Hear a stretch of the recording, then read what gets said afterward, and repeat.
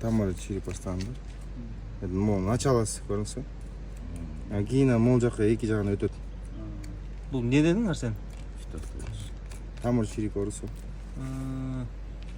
Ушуну текшереби? Не? Сколько? Капельный? Капельный. Обычно капельныйда мындай болбойт. Профилактика берип коюш керек. Су аз болгондон эмеспи, тамырлар чыкпайбы? Жок, эме.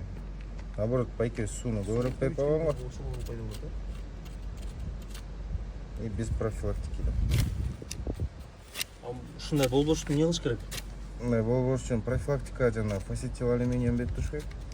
Фасцитил алюминиум, Анан сууну туура сулаш керек да, өтө булчу. А бул жалбырагынан кандай сигналдарды берет? Мондайбы?